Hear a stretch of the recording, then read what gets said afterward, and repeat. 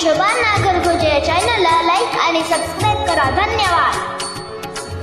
कोणी की भुलली नारी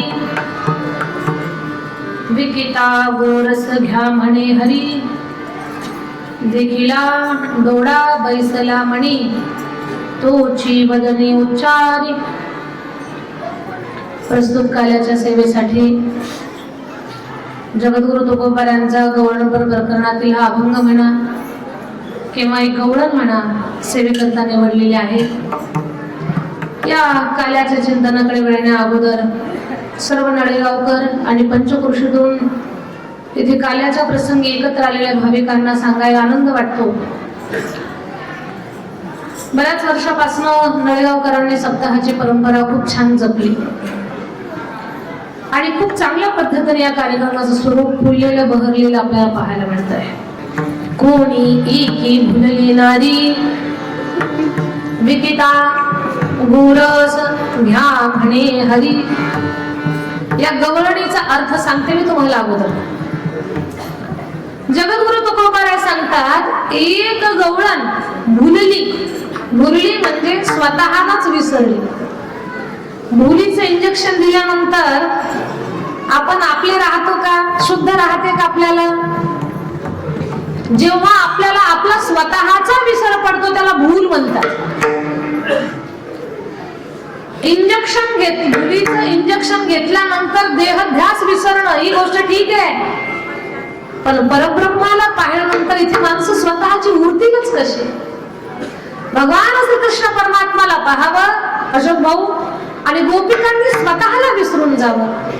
ती गवळण म्हणते कोणी तुकोबाराय म्हणतात कोणी एकी भुलली नारी गवळण विसरली. आणि एक ती विसरली खरी, व्यवहार सगळा करते, घरकाम करते, दही दूध करते, विकायला जाते, पण जेव्हा मथुरेमध्ये दही दूध विकायला जाते ना तेव्हा ती काय म्हणते? विकिता गोरस घ्या. काय घ्या? घ्या म्हणे हरी.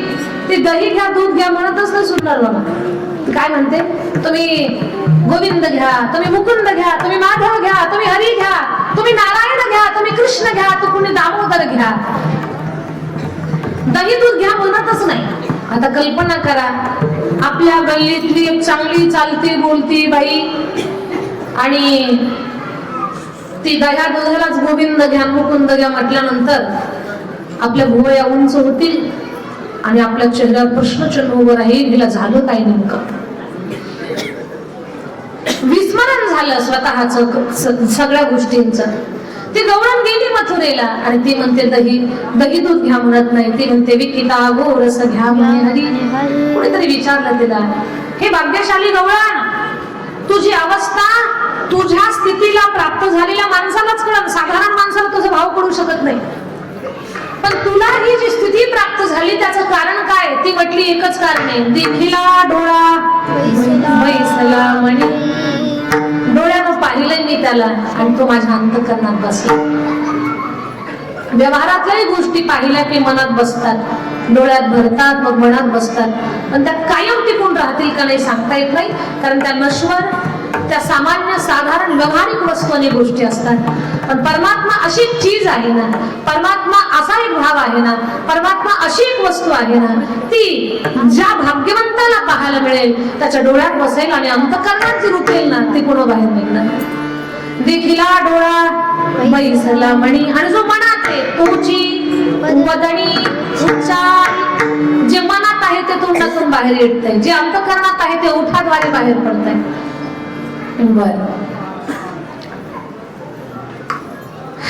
त्या गवळणीची अवस्था अशी झाली, आपुल्याचा विसर भोळा गोविंदू कडा कौतुके. त्या गवळणीची अवस्था पाहून लोक हसतात आणि हसायला काहीच लागत नाही, काहीच नाही लागत हसायला. छोटासा एखादा विनोद झाला, काही कारण घडलं, काही लोकांना तर विनाकारण हसायची सवय असते आणि काही ना किती हसा म्हटलं तर असे फुगलेलेच असतात.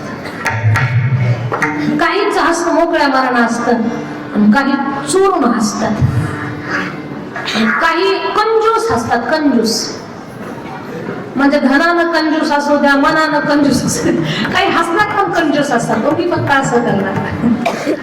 त्या गवळणीला हसू लागली लोक, ती जेव्हा दया दुधाला गोविंद दामोदर घ्या म्हणते ना, तेव्हा लोक तिला हसतायत, पण तो खूप बराय म्हणतात. तू का म्हणे हासे जन, पण या गवळणीचे नाही कान हये ठाई. तिचं लक्षच नाही तिकडे. का? तिला जी गोष्ट सापडलीये, तिला माहितीये की अमूल्य किमतीची आहे, आणि जो ठेवा मला प्राप्त झालाय त्या आनंदात मी मग्न आहे. मग माझा आनंद पाहून कोणी रडू दे, नाही तर कोणी हसू दे, मी माझ्या आनंदात राहते. म्हणून तिचं जगाकडे लक्ष नाहीये. परमार्थाचा यशस्वी प्रवास करणाऱ्या माणसानं, चांगल्या कामात अग्रेसर असणाऱ्या माणसानं, जनहिताच्या जनसेवेच्या जगाच्या कल्याणाच्या कामात जर आपण सतत कार्यरत असू, ते काम करत असताना आपली दशा झाली, आपली अवस्था बदलली आणि ती आपली स्थिती पाहून लोक हसायला लागले, तर त्याचा विचार करायचा नाही. आज हसणारी लोक उद्या आपल्या कार्याचं कौतुक म्हणून टाळ्या सुद्धा वाजवतील, सांगता येत नाही.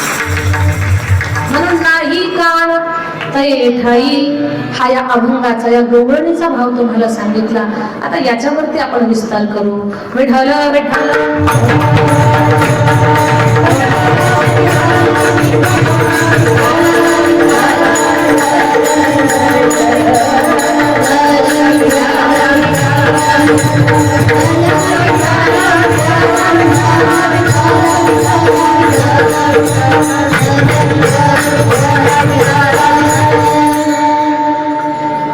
एका उच्च कोटीच्या भावदशेला प्राप्त झालेली, भगवान परमात्माचं स्वरूप लक्षात आलेली गवळण, ती गवळण स्वतःला विसरली.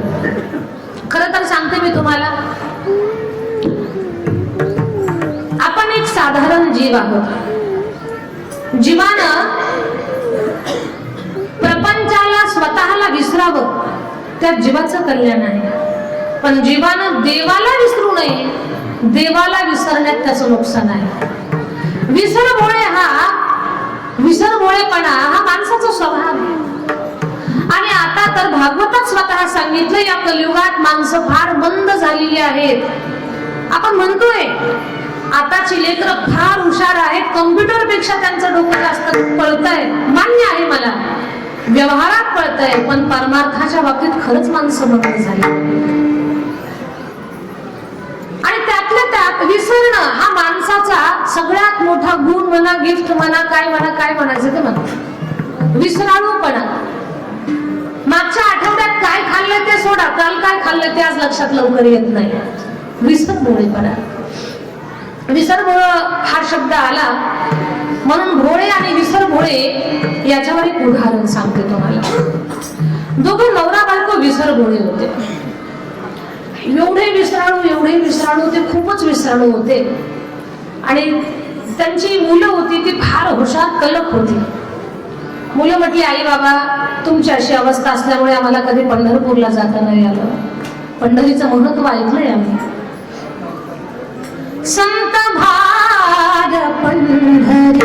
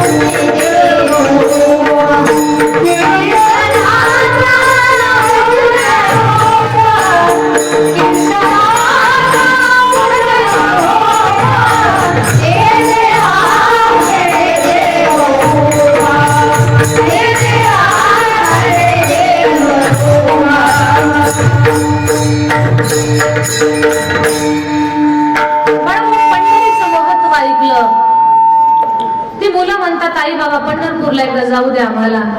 महिन्याचा किराणा घरात भरून ठेवतो. महिन्याचा किराणा घरात भरून ठेवला. सगळी मुलं लेकरं बाळ बायकांना घेऊन आपले गेले पंढरपूरला. इकडे दोघच भोळे घरामध्ये.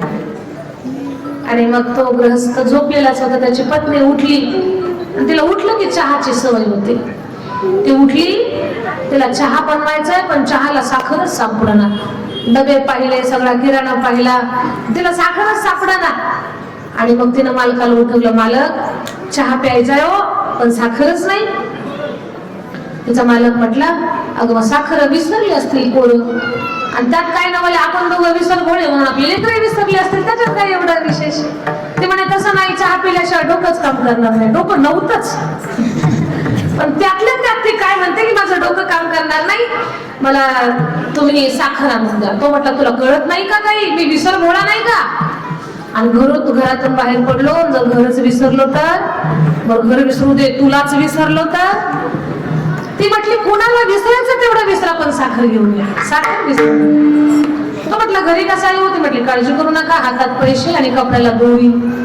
तुम्ही जा, दुकान शोधत शोधत जा, साखर घ्या, त्याला घंटी बांधते मी, तुम्ही असं दोरी हलवा, मग घंटी वाजली की तुम्हाला घरात घेऊन येते. तशी दोरी, त्याच्यात धोत्राला दोरी बांधली, हातात पैसे दिले, त्याला दुकानात पाठवलं. दुकानाचा शोध दुकानात गेला, साखर घेतली, अशी दोरी हलवली की घंटी वाजली. मग तिच्या लक्षात आलं याला साखर मिळाली. मग तिने अशी दोरी ओढायला लागली. जवळजवळ 100-200 मीटर वरती गेलो होतं ते साखर आणायला दुकानात. अशी ती दोरी ओढायला लागलं. ते बिनधास्त आहे, त्याला टेन्शनच नाही. ते म्हणतं घर चुकणारच नाही आपलं, कारण ती बरोबर दोरी आपल्याला घरात घेऊन जाणार आहे. पण त्या जिथून ती दोरी हा माणूस यांचा प्रवास चालू होता, त्या गल्लीत तिसरं विसरभोळं होतं. त्याला इकडं पाहिलं, मध्येच दोरी दिसली त्याला. ते म्हणते, दोरी कुणीकडे चालली. त्यानं घरातून कात्री आणि कचकन दोरी कापली. हे भोळं तिकडं, मधलं भोळं, मध्ये बायको घरीच. तिच्या हाताला दोरी लागली, पण तिचा पती मिळाला नाही. तो विसरभोळा विसरला आणि बस स्टँडवर येऊन बसला. आता ही ना अर्धा तास घरात वाट पाहिली. काय तिला वाटलं आता हे कुठेतरी रस्ता चुकलं, काहीतरी झालं. पण ती पण शोध घ्यायला निघाली. तीही बस स्टँडवर आली आणि ती त्याच बाकड्यावर बसली ज्या बाकड्यावर तिचा पती होता. दोघं एकमेकाकडे पाहतात, दोघाला ओळखूचही नाही. दोघं एकमेकाकडे पाहायचे, इकडं पाहायचे, पुन्हा सरकत सरकत सरकत जवळ जवळ आले. आणि तो ग्रस्त त्या बाईला म्हणतो, मावशी. आता ही याची मावशी नाहीच आहे, पण तो काय विसरला ना तो म्हणतो, मावशी. ती म्हणते, बोला ना मामा. गंमत पाहते ती माझ्या. तो म्हणतो, मावशी तुम्हाला कुठंतरी पाहिल्यासारखं वाटतं. ते म्हणते, मामा तुम्हाला पण कुठंतरी पाहिल्यासारखं वाटतंय. बोलच आहेत पण गप्पा चालू केल्या. मामा कशाला येते तुम्ही इकडं. का म्हणजे साखर घ्यायला आलो होतो, माझ्या बायकोला चहा प्यायचा होता. साखर आणि चहा म्हटलं की हिची टूप पेटली. ही म्हणते, पप्याचा बाप तू नाही येत का, चला घरी. आणि मग घरी गेले.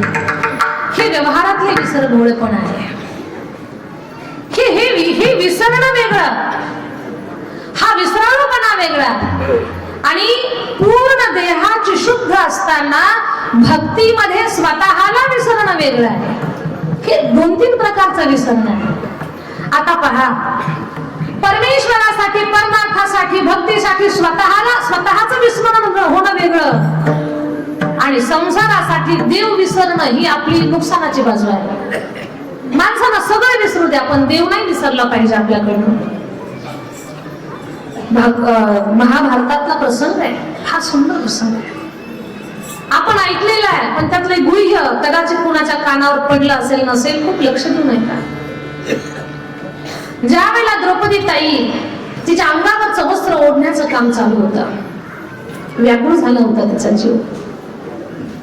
दीनवाणीला आर्त हात देत होते. कोठे गुंतलासी की चराया, कोठे गुंतलासी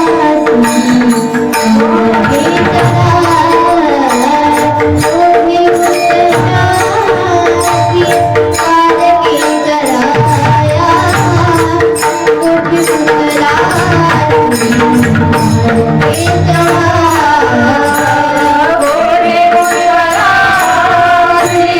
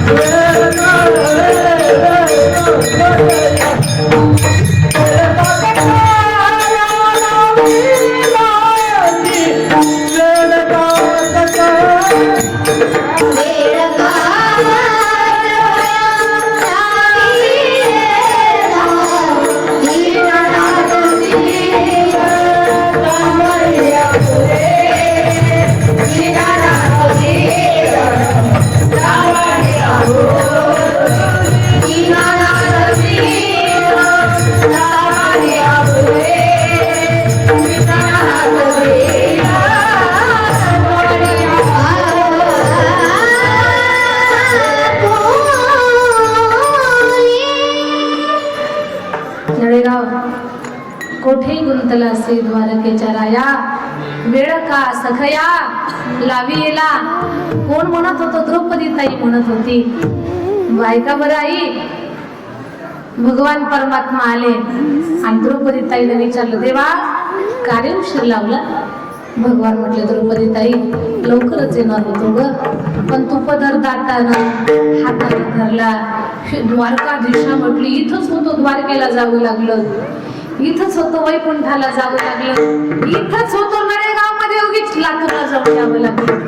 इथंच होतो ग द्रौपदी ताई. पण जेव्हा तू बोलली ना, माझ्या हृदयात विराजमान असताना भगवंत इथूनच प्रगट झाला. द्रौपदी ताई दाताना पदर धरलास, मला वाटलं दात मजबूत आहे. हातानं पदर पकडलास, मला वाटतं तुझे हात बळकट आहे. देवा हे बास कर आता तुझं बोलणं. आलास ते बरं झालं, नाही तर माझं काही खरं नव्हतं. आणि पहा ना, संकटातून वाचल्यानंतर माणसं शिरजोर होतात बरं. आणि संकटात आहे तर मांजरासारखी दबून असतात.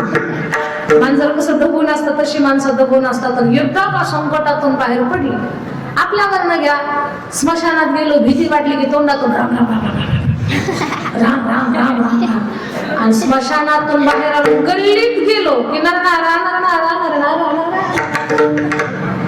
आपल्यावरच घ्यायच्या सगळ्या गोष्टी. मग द्रौपदी ताई संकटातून जेव्हा बाहेर आली, ऐका फार गोड आहे, लक्ष देऊन ऐका. फिरोज नावा इको कमी करा, ऐका. द्रौपदी ताई म्हणते, देवा ठीक आहे, तू आला, मला वाचवलं, तू वस्त्रावतार घेतलास, माझं लज्जा रक्षण केलं, सगळं खरंय. पण माझा एक तुझ्यावर आरोप आहे, माझा एक प्रश्न आहे तुझ्या समोर. भगवान म्हटले, काय काय प्रश्न आहे द्रौपदी ताई? इको कमी करा, इको कमी करा. द्रौपदी ताई म्हणते, माझा एक प्रश्न देवा. देवानं विचारलं, काय द्रौपदी ताई? सगळ्या ज्येष्ठ वयोवृद्ध लोकांनी सगळ्यांनी कान देऊन ऐका. भगवान म्हणतात, द्रौपदी ताई तुझा प्रश्नच काय आहे? द्रौपदी म्हणते, देवा तू माझा भाऊ आहेस, माझे पती तुझे भक्त आहेत. अर्जुनाला तुला श्रेष्ठ धनुर्धारी बनवायचंय. अर्जुना एवढं प्रेम तू दुसऱ्या कुणावर करत नाहीस. अर्जुनाची माझी केस सुद्धा कृष्ण कृष्ण म्हणतात रे. मग एवढी सगळी आम्ही तुझी भक्ती करतोय, आम्ही तुझे भक्त आहोत, तुला आमचा फार कनवळा आहे. एवढं सगळं असताना जुगाराच्या डावात तुझे भक्त हरलेच कसे ते सांग. जुगाराच्या डावात आम्ही कसे हरलो सांग देवा, काय हरण्याचं कारण आहे? भगवान म्हणतात, ऐकताय तुम्ही? भगवान म्हणतात, द्रौपदी ताई ऐक त्याचं उत्तर. त्या जुगाराच्या डावात तुझे पती हरलेच नसते, पण त्यांच्याकडनं एक चूक झाली. काय चूक झाली? द्रौपदी ताई, जेव्हा कौरव पांडव जुगाराच्या डावाला बसणार होते, कौरवांनी सांगितलं, हे पांडवांनो, आमच्या बाजूनं पासे आमचे मामा फेकतील. तुझ्या 5 पैकी एका तरी पतीनं म्हणायचं होतं, तुमच्या बाजूनं तुमचे मामा पासे टाकतील, आमच्या बाजूनं आमचा कृष्ण पासे टाकल. मग पाहिलं असतं तुम्ही कसे हरला असतं. पण त्यावेळेला तुझ्या पतीला माझं विस्मरण झालं आणि ते बोललेच नाही, आमचा कृष्ण आमच्या बाजूनं पासे टाकल म्हणून हरला. द्रौपदी ताई, मला विसरलात म्हणून हे नुकसान झालं तुमचं. म्हणून व्यवहारातली वस्तू विसरली, एखादी प्रपंचातली वस्तू विसरली, स्वतःला विसरलो, एखादं नाटक होतं विसरलं, विसरू नये पण विसरलं तरी ते भरून काढता येतं. पण मानवी देह जीवन जगतोय आपण, आपल्या जीवनात ज्या दिवशी तुम्ही देव विसरताल त्या दिवसापासून खूप मोठं नुकसान. देव विसरणं म्हणजे सगळ्यात मोठं नुकसान. विसरली दया तोर झाली हानी, मुक्ती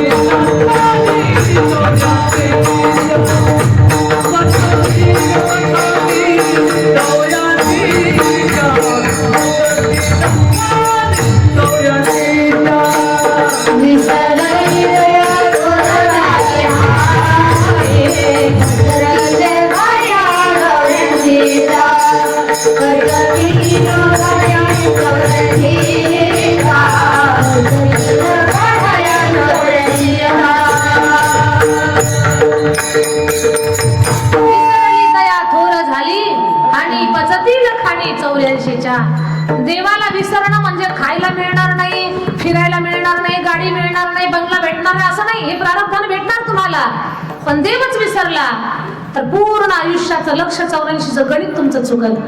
फेऱ्यातून चुकायचंय आपल्याला, म्हणून देव नाही चुकला पाहिजे आपल्याकडनं. म्हणून व्यवहारात म्हणजे जीवन जगत असताना देव विसरू नये. देवासाठी स्वतःला विसरलं तरी चालतं, खरंच देवासाठी स्वतःला विसरलेल्या गवळणी गोकुळात पाहायला मिळतात.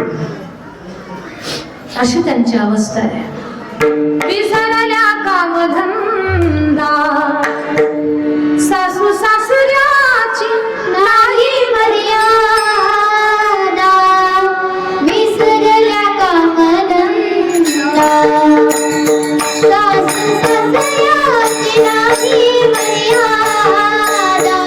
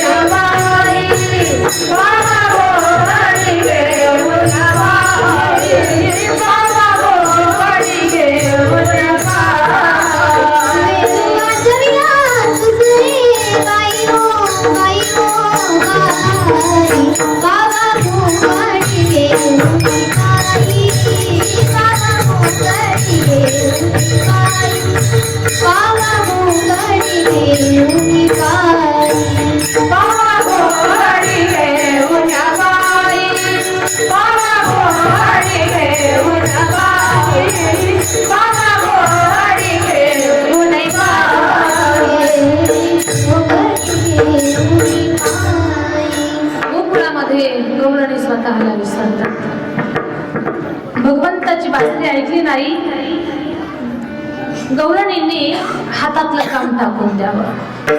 देवाची बासरी फार भूलविले मेनू नावे भूलविले टाळी वाजवायची. भूलविले मेनू नावे भूलविले मेनू नावे गाजविला मोरे भूलविले मेनू नावे गाजविला मोरे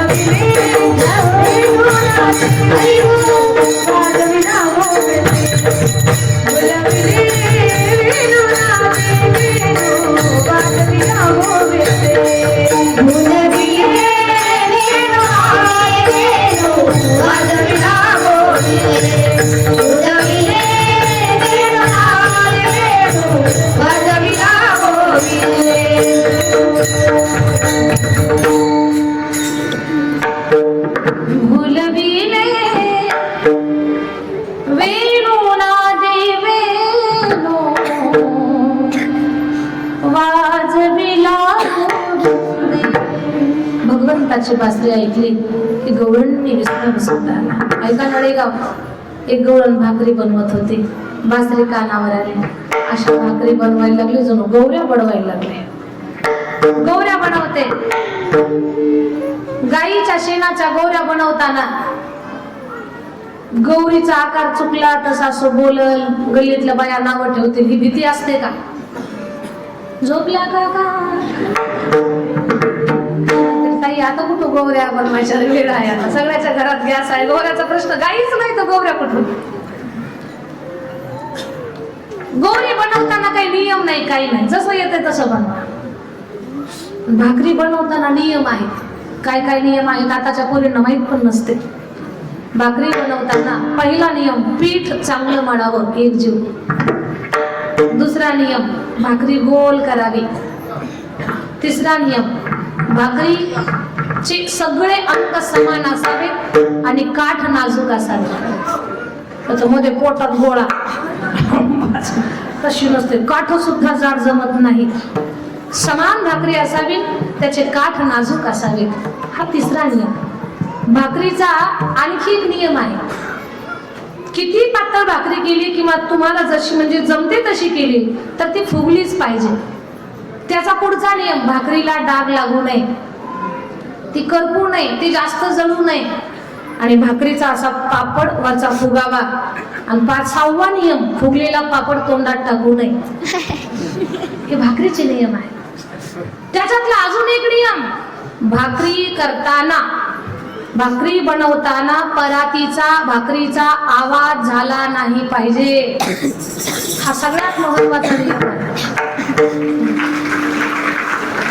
पण काही अशा भाकरी बनवतात थपडा थपडा थपडा, गल्लीत कळतो कुणाची सुना करायला. काही सुनांना काहीच कळत नाही, नुसता हुंदडा. असा हुंदडा, हुंदडा म्हणजे कसं, ते भाकरी करायला लागले साऱ्या गल्लीत कळतं भाकरी चालू. ते धुणं धुवायला लागलं की कोणीच बिना तीर्थाचं जात नाही, सगळ्यांच्या अंगावर धुण्याचं पाणी. हुंदडा रस्त्यानं चालायला लागला की त्याच्यात चालण्याचा आवाज, पायाचा. हुंदडा फार कठीण, त्याला काहीच कळत नाही हुंदड्याला. हुंदडा एकदा भाकरी करत होता आणि तेवढ्यात माहेरचा फोन आला सासऱ्याच्या मोबाईलवर. सासऱ्याच्या लक्षात आलं हिच्या माहेरचा फोन आहे. हॅलो, हा देतो सुनबाईला फोन देतो. बाई फोन धर, तुझ्या माहेरचा फोन आला. हुंदाड्याचे हात भाकरीनं भरलेले, चुलीच्या तोंडाला एक भाकर, तव्यावर एक भाकर, खाली पीठ मळलेलं, आणि ते फोन आला म्हटलं की पटकन उठला हुंदाडा. तसाच पळत सुटला. पळता पळता समोर भाजीचं पातेलं, दुधाचा तांब्या, तिला चिकिटली, कसलंच लक्ष नाही. पळता पळता दुधाचा तांब्या, भाजीचं पातेलं, पिणेकरी बाबा तिला चिकिटली. सासऱ्यालाच तेलानं दुधानं भाजीनं नाहूच घातलं. बिचारा सासरा मिशा पुसत म्हटलं, बाई आता तो अर्धा तास बोलत बस, मी भाकरी भाजतो. हुंदड्याला काहीच कळत नाही. असा हुंदडा तुमच्या घरात असेल तुमचं तुम्ही सांगा. नळेगावच्या बाहेर काही तक्रार जाऊ देऊ नका हुंदड्याची. विठाला विठाला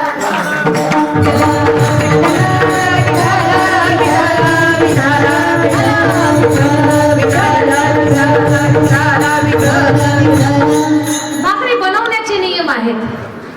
मग ती गवळणाची धपाड धपाड धपाड भाकरी बनवायला लागली, गवऱ्या थापण्यासारख्या.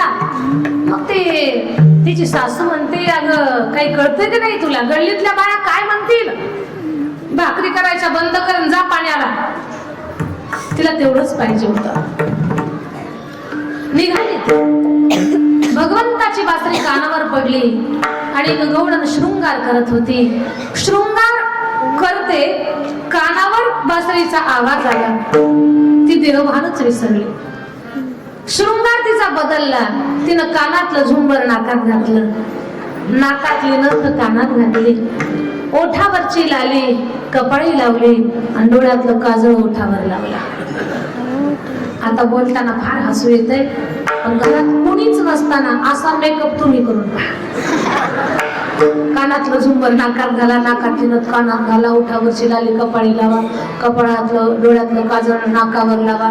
तुम्हीच तुमचा फोटो काढून ठेवा. वाटलं तुम्हाला तर कधी मला दाखवा. कसं वाटतंय पहा. काय अवस्था झाली गवळणीची. होठो पे कुंकू, नैनो में मिश्री, सिर पर काजल लगाती रही. गाय का बछड़ा ऐसे को छोड़ा, बैल का दूध निकाल पड़ी. दीवानी बनी मैं दीवानी बनी, दीवानी बनी मैं दीवानी बनी.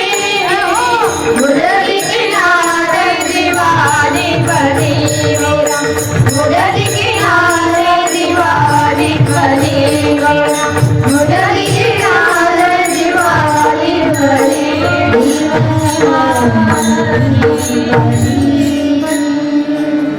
स्वतःला विसरले गवळण. अशीच एक स्वतःला विसरलेली गवळण मथुरेला गेली. बरं, तिला दही घ्या दूध घ्या म्हणायचं होतं, पण ते म्हणता काय म्हटली? पहिलं चरण भुलली नाही,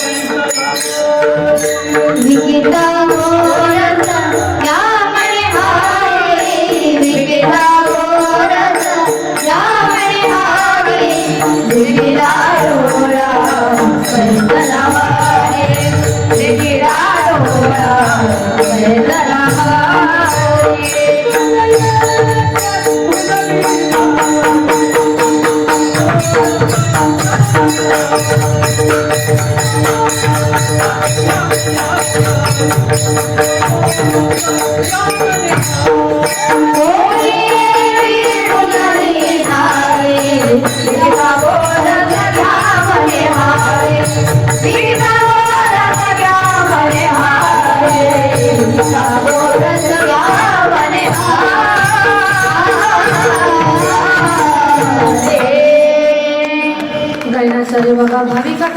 माझ्यासाठी सगळ्यांसाठी करायची. कोणी एकी भुलली नारी, विकिता गोरस घ्या म्हणे हरी. भगवान श्रीकृष्ण परमात्माला पाहिलंय आणि गवळणी स्वतःला विसरून गेल्या. त्यात एक स्वतःला विसरलेले गवळण भगवान श्रीकृष्ण परमात्माला पाहते. आता गंमत आहे का, दोन गवळणी दही दूध विकण्यासाठी मथुरेला निघालेल्या होत्या आणि मथुरेला निघाल्या त्या खऱ्या. एकीनं देव पाहिला आणि ती देवरूप झाली. देव पाहिला, स्वतःला विसरली. पण दुसरी जी गवळण होती ती फार खतरनाक, फार बुद्धिमान. बुद्धीच्या बळावर देव कधीही शोधायला जाऊ नये.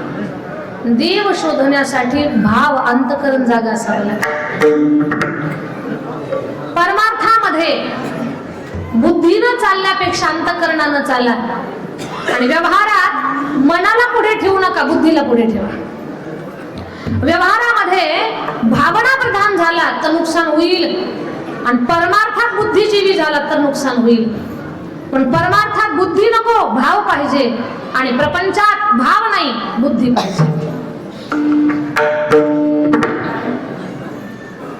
एक गवळण फार खतरनाक, फार बुद्धिजीवी. ती म्हटली याला पाहून ही वेडी झाली, पण हिच्या काही नादी लागायचं ना, आपण काही वेड व्हायचं नाही. दोघी जणी गेल्या मथुरेला आणि दोन ठिकाणी दोघी जणी दही दूध विकण्यासाठी बसल्या. जिनं कृष्ण पाहिला पण भाव नाही जागा झाला. तुम्ही म्हणाल देव पाहूनही भाव कसा जागा झाला नाही? त्याच्यासाठी तेवढी उच्च अवस्था भक्तीची, ती भक्ती तेवढी अंतकरणात फुललेली पाहिजे. आणि गाईच्या स्तनामध्ये गोचिडं सुद्धा असतात. जवळ अमृत आहे पण गोचिडांना सापडत नाही, ते रक्तच पित राहतात. देव समोर आहे पण काहीच. आता कंसाच्या समोर नव्हता का? कंसाचं अंतःकरण कुठे जागा झालं? कितीतरी असुरांच्या समोर देव होता. कितीतरी दुष्ट प्रवृत्तीच्या लोकांना समोर संत महात्मे जाज्वल्य संत दिसले, पण त्यांच्या मनबुद्धीत कुठं परिवर्तन झालं? नाही झालं. एकीला देव दिसला, भाव नाही जागा झाला. एकीची अगदी वृत्ती भगवान परमात्माला जोडलेली होती म्हणून देव दिसला की ती भाव विभोर झाली. जी दही दूध घेऊन स्वतःला न विसरता व्यापार करण्यासाठी गेली होती, भगवान परमात्मा म्हटले मी दिसलोय तरी पण हिला काही माझं महत्व लागना. माझ्याकडे न पाहता सरळच गेली आणि लोकांना म्हणते दही घ्या दूध घ्या. ठीक आहे, तू दही दूध विकतेच कशी पाहतो मी आता. खूप लोक यायचे, चांगलं आहे, खात्रीचं आहे, त्याच्यामध्ये कसल्याही प्रकारची भेसळ नाहीये, चांगलं लोणी आहे, चांगलं तूप आहे, त्याच्यात डालडा टाकलेला नाहीये, चांगलं तापलेलं दूध आहे, दही एक नंबर आहे, घ्या बरं, दही घ्या, तूप घ्या, लोणी घ्या, ताक घ्या. ती विकत होती. मग ते जाहिरात करायला जरा भारी होती ती. मग लोक आली म्हणे दे बरं लोणी, दे लोणी. ती म्हटली थांबा. लोण्याचा डेरा जसा उघडला आतनं विंचूच बाहेर आला. पटकन झाकून सगळे विंचूच बाहेर यायला लागले. लोक तिला बोलायला लागली, अगं विंचू भरून घेऊन आलीस आणि लोणी घ्या म्हणतेस. दुसरी बाई आली, बाई तापलेलं दूध दे. दुधाचा डेरा उघडला तो त्यातून सापच असा बाहेर आला. आता घाबरली. ती म्हटली दोन डेरे उघडले, एका ते विंचून एकातून साप, तिसरा डेरा कानाला लावून पाहू आत सगळ्या मधमाशाच होत्या, भूम करत होत्या. ती म्हटली आता ही उघडायचं नाही. आता हे जर मधमाशाचं उघडलं तर आपल्याला घरी सुद्धा जाता येणार नाही. तिने लक्षात येई नाही का झालं. आणि मग विचारांती तिला कळालं, देव पाहूनही आपल्याला देव कळाला नाही म्हणून दह्या दुधाला सर्पविंचवाचं रूप प्राप्त झालं. तिच्या सोबत असलेली पण कृष्ण परमात्माला मन देह अर्पण केलेली, जीव अर्पण केलेली ती गवळण तिथे बसलेली. लोक तिला विचारत होती काय ग आणलं तू विकायला? ती म्हणते गोविंद घ्या कुणी दामोदर घ्या गोविंद घ्या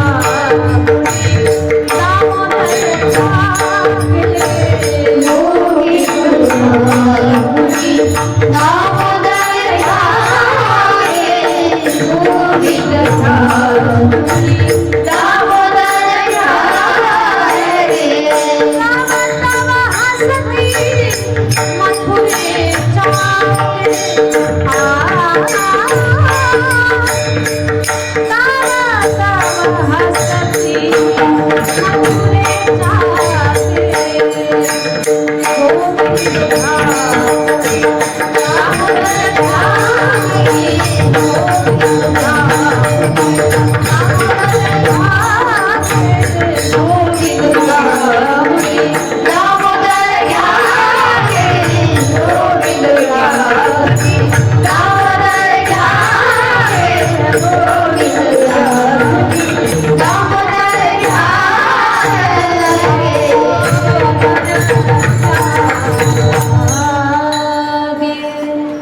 दही घ्या ताक घ्या लोणी घ्या म्हणत नाही, ती म्हणते गोविंद घ्या कुणी दामोदर घ्या. आणि मग ती त्या गवळणीला विचारलंय, गवळण तुझी अवस्था अशी झाली, तू म्हणतेस कोणी की बोलली नारी, विकिता गोरस घ्या म्हणे हरी. अगं तू दही घ्या दूध घ्या म्हणण्याऐवजी गोविंद घ्या दामोदर घ्या असं म्हणतेस.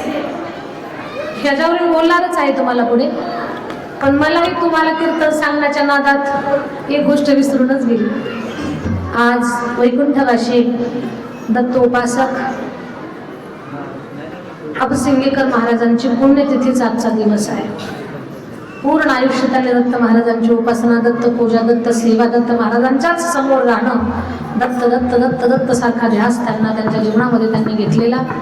आज त्यांच्या पुण्यतिथीचा महापर्व काळ आहे. अशा प्रसंगी अशा पुण्यात्म्याचं स्मरण होणं म्हणजे आपल्यासाठी सुद्धा आपली वाणी पवित्र होण्यासारखं आहे. त्यांचा पवित्र जो आत्मा आहे तो दत्तप्रभूंच्या चरणी लीन आहे. आणि सगळ्या गावकरी मंडळीने मला आवर्जून सांगितलं की अपसिंगेकर महाराजांचा आज पुण्यतिथीचा दिवस आहे. त्यांच्या चरणावरती कोटी कोटी वेळा वंदन करते आणि माझं जे कीर्तन आहे ते मी पुढे घेऊन जाते. विठ्ठल विठ्ठल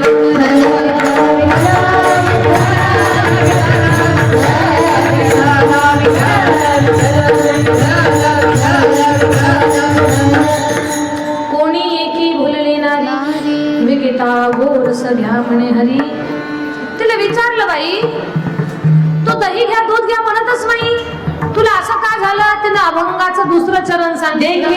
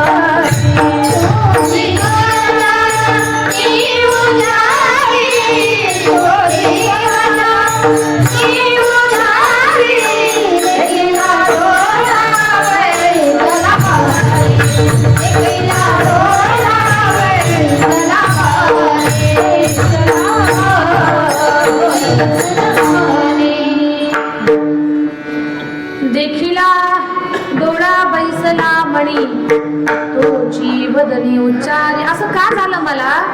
तर मी देव पाहिले. एखादी छान अशी सुंदर गोष्ट पाहिली की ती मनात बसते. देवापेक्षा छान, देवापेक्षा सुंदर, देवापेक्षा मौल्यवान आहेच कोण. तो मनात बसणार ना असं होऊच शकत नाही. देव किती सुंदर आहे, किती सुंदर आहे, किती सुंदर आहे.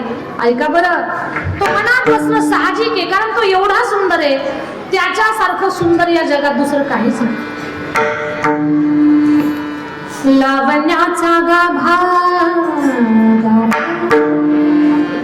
चैतन्याची शोभा, विटेवरी उभा पंढरी, विटेवरी उभा पंढरी, विटेवरी उभा पंढरी. लावण्याचा गाभा, चैतन्याची शोभा, लावण्याचा गाभा, चैतन्याची शोभा, विटेवरी उभा पंढरी, विटेवरी उभा पंढरी, विटेवरी उभा पंढरी.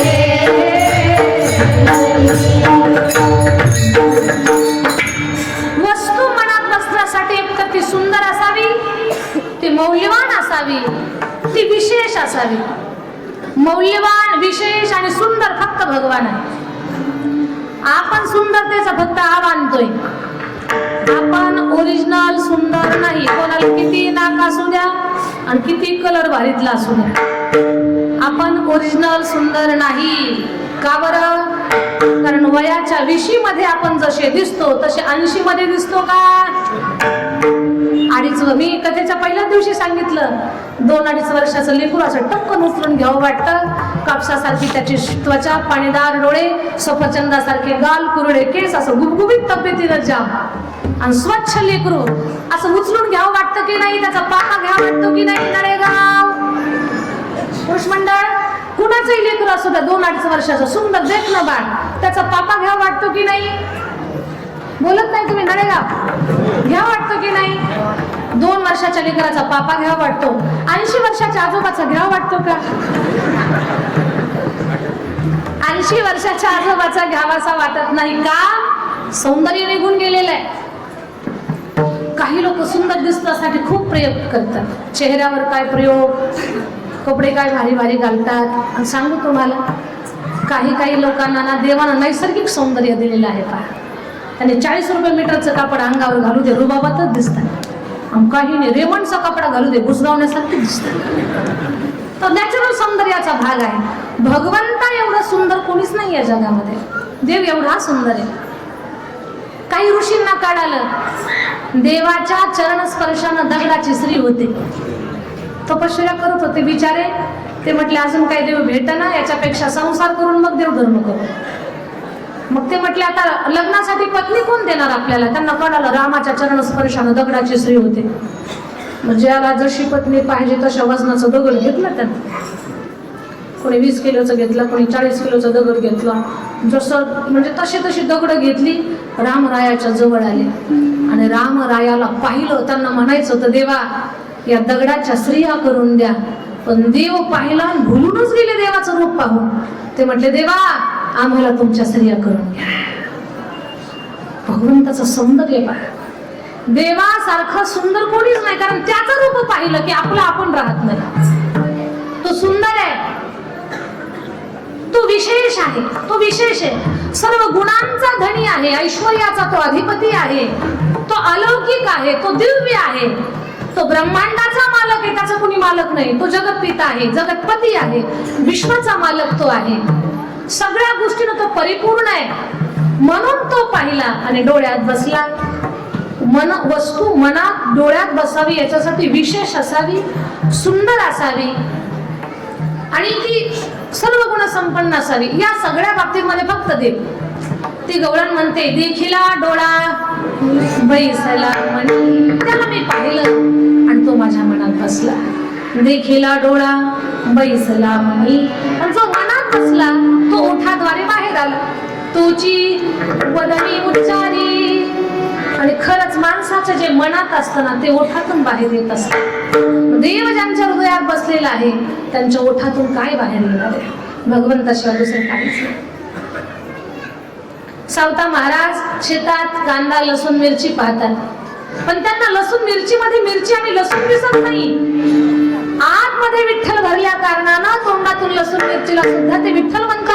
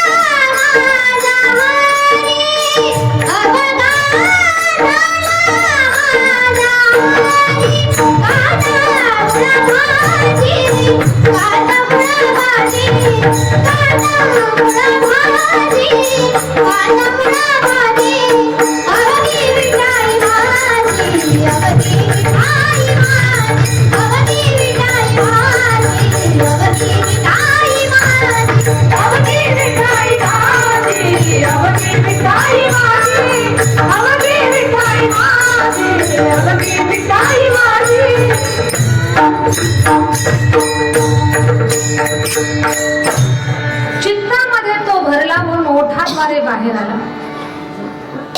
तोची वदनी उच्चार देव बाहेर आला.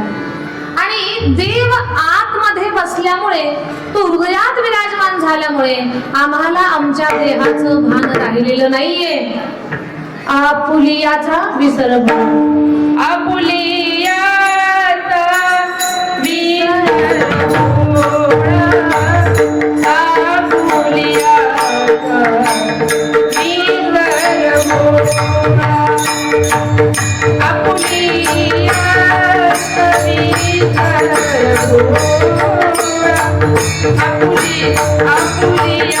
विसर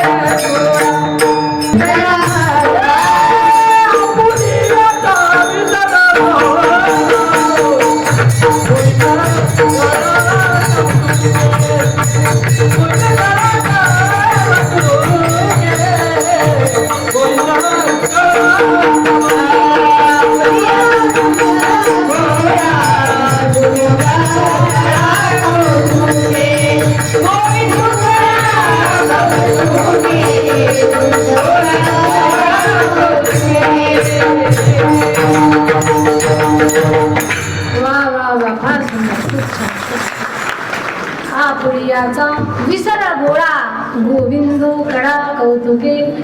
आम्ही आता तुका म्हणे देह भरीला विठ्ठले अशी आमची अवस्था झाली आहे. महाराज म्हणतात काळजी करायची नाही आणि जगाचा विचार करायचा नाही. आणि ती गवळ म्हणते मी करतच नाही. तुका म्हणे हसे जन नाही कान तये ठाई. आपलं तोंड डोळे एकीकडे असू द्या पण कान तिसरीकडेच असतात. माणसं फार विचित्र आहे. कान पण या कानाला खूप लक्षात घ्या. भगवंतानं माणसाच्या देहाची रचना अशी केली, कान दोन दिली तर तोंड एकच दिलेले. याचा अर्थ काय? दोन कान आहेत याचा अर्थ ऐका जास्त आणि तोंड एक आहे याचा अर्थ बोला कमी. पण माणसं बोलतात जास्त आणि ऐकतात कमी. म्हणजे कमी ऐकतात त्यात चांगलं कमी ऐकतात आणि चुकीचं जास्त ऐकतात.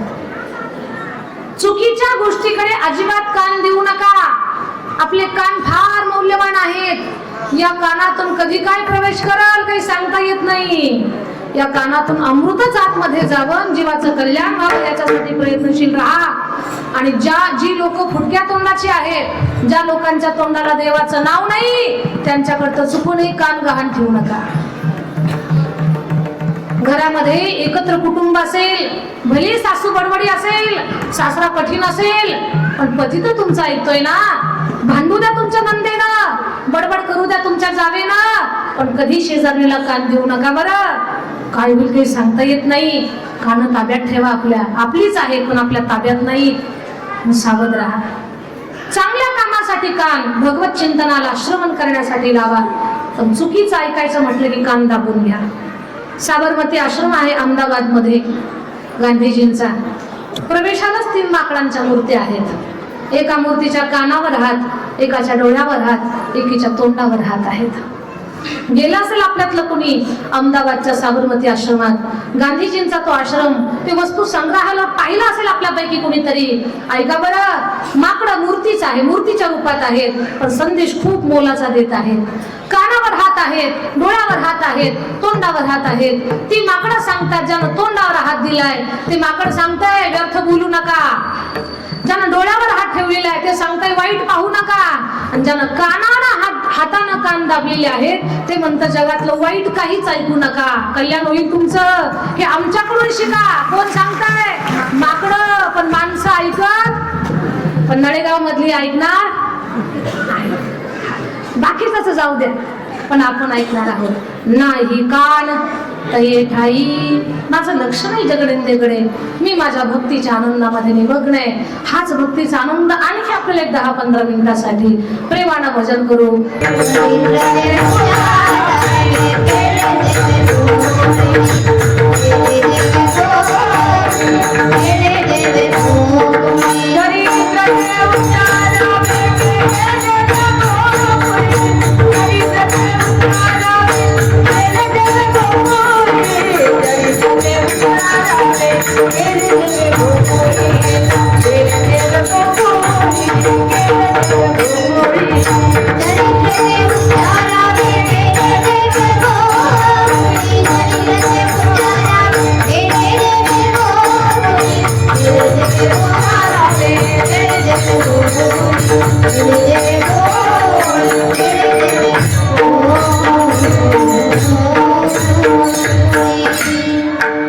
देवानं 100 वर्ष द्वारकेत काय केलं नाही पाहायचं बाबा आपल्याला.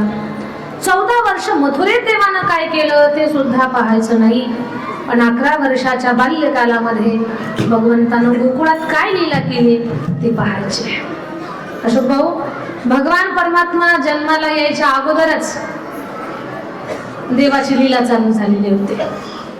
जेव्हा वसुदेव देवकीचं लग्न होऊन सासरी निघाले, आकाशवाणी झाली, कंसा जिला सासरी पाठवतोय तिचा पोरगा 8वा मुलगा तुला मारणार आहे, तुझा अंत त्याच्या हाताने, तुझा वध त्याच्या हाताने होणार आहे. छोट्याशा मुलाच्या हाताने पहाडासारख्या कंसाचा वध हो म्हणे ही आकाशवाणी आहे.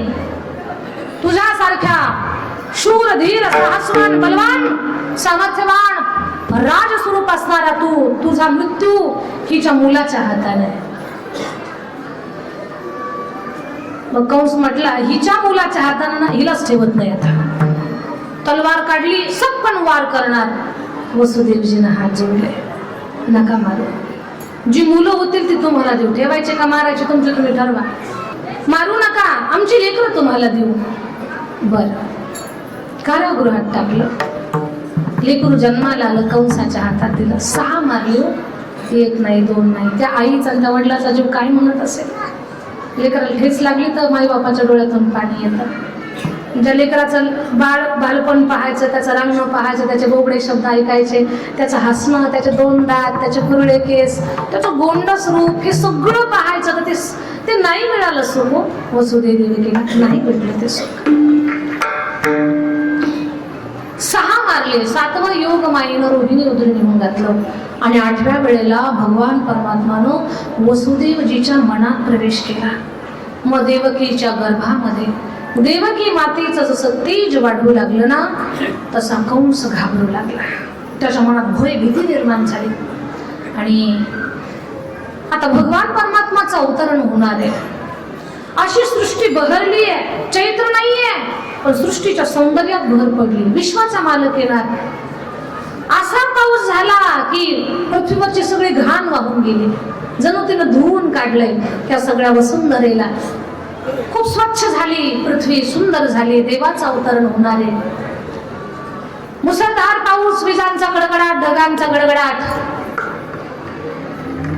आणि देवकी मातेला प्रसूतीच्या वेदना होऊ लागल्या. श्रावण मास, मध्य पक्ष, अष्टमी तिथी, मध्यरात्र आहे. आणि मध्यरात्रीला भगवान परमात्मा 8 वर्षाचं चतुर्भुज रूप धारण करून कारागृहात प्रगट झालेले आहेत. बोला चतुर्भुज भगवान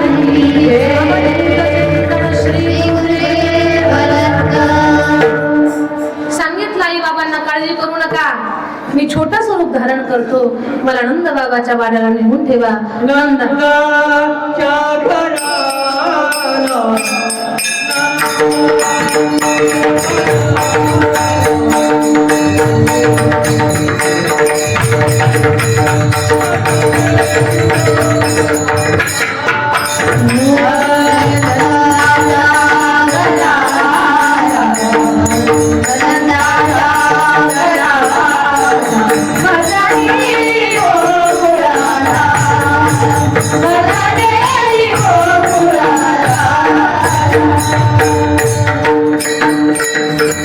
नंद बाबाच्या वाड्याला नेऊन ठेवा. माया इकडे घेऊन या. हजारो वर्ष जखडलेलं शरीर पण उचलला देव. बालरूप घेतल्यानंतर घेऊन निघाले. नदीला फार पूर आलेला होता. कुणीच धाडस करणार नाही पुरात शिरण्याचं, पण बापाचं प्रेम काय अद्भुतच आहे. पूर आल्या नदीमध्ये बाप शिरला. यमुना माईला वाटलं माझं सौभाग्य चाललंय माझ्या पात्रातून. यमुना माईचं सौभाग्य भगवान श्रीकृष्ण परमात्मा पती परमेश्वराचं दर्शन घ्यावं असं कुणाला वाटलं? नदीला वाटलं. यमुनेला वाटलंय माझं सौभाग्य माझ्या पात्रातून चाललंय, दर्शन घ्यावं. यमुनेला वाटतंय, नदीला वाटतंय. तुम्हाला वाटतं की नाही काही माहित नाही, आणि तुम्ही दर्शन घेता की नाही तीही काही माहिती नाही. पण शिका कीर्तनातून स्नान केलं. अगोदर पतिराजाचं दर्शन, असतील सासू सासरे त्यांचं दर्शन. ही सवय लावा. कल्याण होईल तुमचं, भलं होईल तुमचं, कोटी कल्याण होईल. तुम्ही फक्त रोज पायाच पडले तर पगार सरळ तुमच्या हातातच येईल. कुठं जाणार नाही. बरेच फायदे असतात पण कळत नाही आपल्याला. उठलं की दर्शन घ्या. पतिव्रता धर्म प्राप्त होईल तुम्हाला. सोपं सांगते तुम्हाला. यमुना माईनं दर्शन घ्यायचंय. देवाच्या लक्षात आलं हिचं दर्शन पूर्ण करतो तर वडिलांना जाता येईल पुढे. पाय बाहेर काढला. दर्शन झालं. यमुना ओसरली आणि नंद बाबाच्या वाड्याला बाळाला ठेवलंय. माय घेऊन आले. भगवान परमात्मा तिथे यशोदा माईच्या बाजूला पहुडलेले. त्या करून रडताय. बाळाचं रडणं ऐकलं. यशोदा नाही सारा गोकुळ जमा झालं. गवळण म्हणती हो,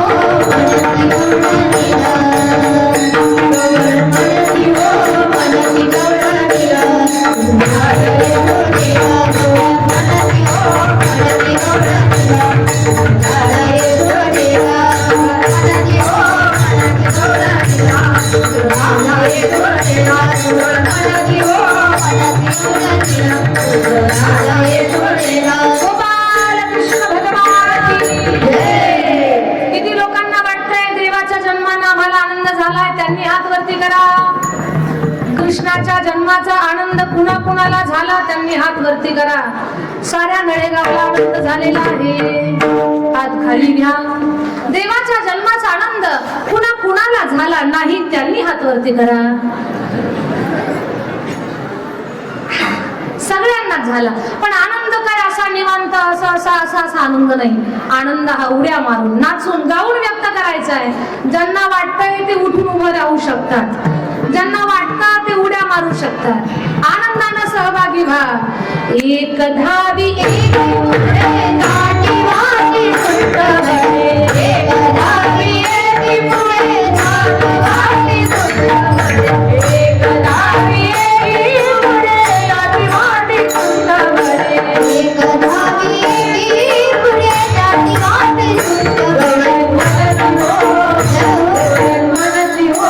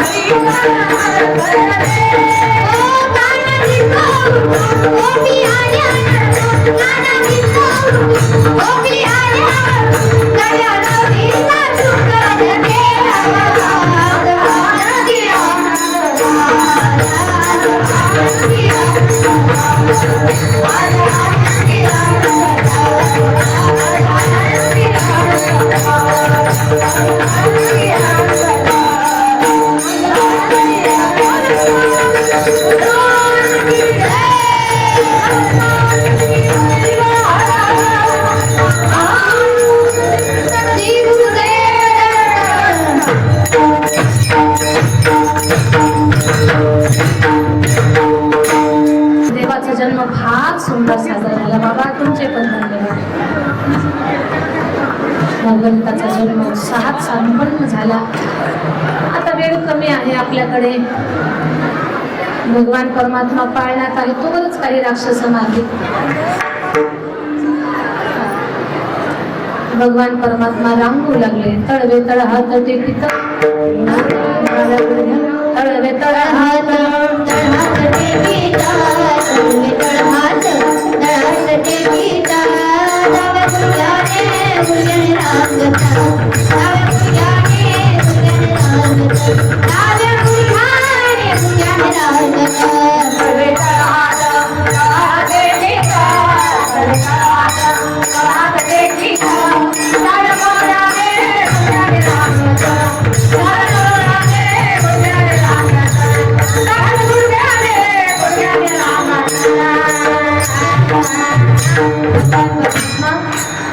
रांगू लागले. रांगता रांगता चालण्याचा प्रयत्न करतात. साऱ्या गोकुळात फिरतात.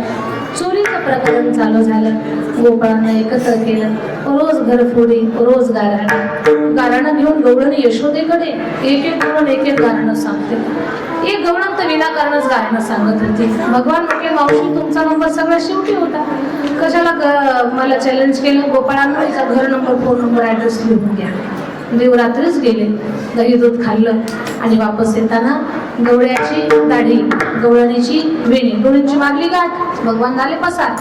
दुसऱ्या दिवशी गवळण जागी झाली आणि दाढी वेणीची गाठ होती. ती जशी उठली तशी गवळ्याच्या दाढीला धक्का बसला.